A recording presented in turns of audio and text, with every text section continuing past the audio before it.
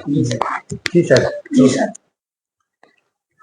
કમનસીબે Bardoli town police સ્ટેશનમાં BNS અને protection of child sexual offence તેમજ એટ્રોસિટી એક્ટ મુજબ આજે એક ગુનો દાખલ કરવામાં આવેલો છે. તેમાં 17.5 વર્ષની દીકરી છે એને રોનિત પાંડે સાથે એકાદ વર્ષ પહેલા એ સંપર્કમાં આવેલ અને એની મિત્રતા થયેલ. મિત્રતામાં એનીને ભોળવી લાલચ આપી અને એની સાથે અવારનવાર રોનિત પાંડે બળાત્કાર કરેલ.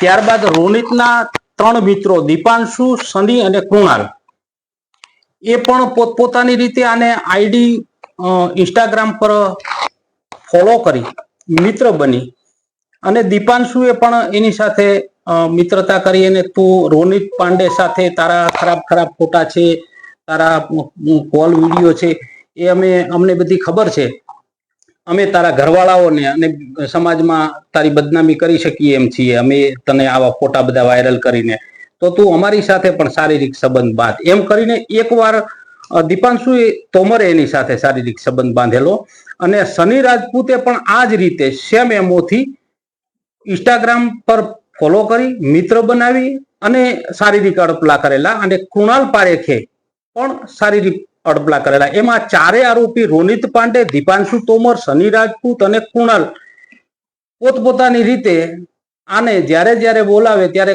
કોઈએ શારીરિક અડપલા કરેલા છે અને આ બંને રોનિતે અવારનવાર એના પર બળાત્કાર કરેલો છે અને એકવાર આ દીપાંશુએ અન્ય જગ્યાએ લઈ જઈને એની સાથે બળાત્કાર કરેલો છે. એવી એક ફરિયાદ એક 17.5 વર્ષની દીકરીએ કરેલી છે અને એટ્રોસિટી છે એટલે એટ્રોસિટી ડીવાયએસપી અત્યારે તપાસ ચલાવી રહ્યા છે. 4 આરોપીઓ પકડી લીધા છે અને આ આરોપીઓ કયા ગુનામાં સંડોવાયેલા છે, અગાઉ પણ કોઈ ગુનામાં સંડોવાયેલા છે કે નહીં એ પણ તપાસ થઈ રહી છે અને આગળની તપાસ ચાલુમાં છે.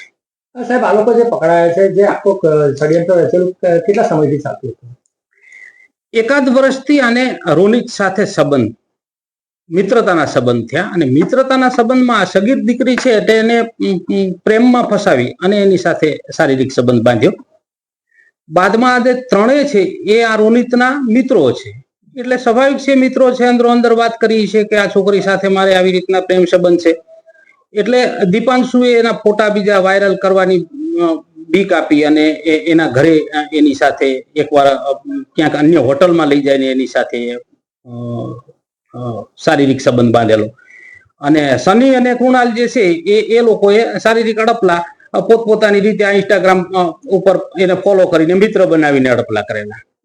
ત્યારબાદ આ પોલીસ સ્ટેશને આવી અને સમગ્ર હકીકત જાહેર કરેલી અને એ બાબતે ફરિયાદ દાખલ કરેલી.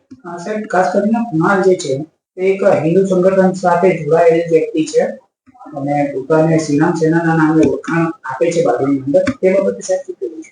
કૃણાલ છે બદમાશ માણસ છે, અગાઉ પણ કોઈ પ્રેમ સંબંધ કરીને છૂટાછેડા લીધેલા છે, બીજી છોકરીને પણ પ્રેમ સંબંધ કરીને છૂટાછેડા લીધેલા છે એટલી મને ખ્યાલ છે. અને રામસેનામાં જે જોડાયેલ છે એ રામસેના લગભગ હવે અસ્તિત્વ નથી એનું એટલું બધું અહીં ધરાવતા, પરંતુ સ્વાભાવિક છે કે આ બધા અંદરોની મામલા છે એટલે કઈ એવા જાહેર બી નહીં થયા હોય ખાસ કરીને, પણ હવે આ ખબર પડશે તો કદાચ આ લોકો સંગઠનમાંથી કાઢી પણ મૂકશે આને.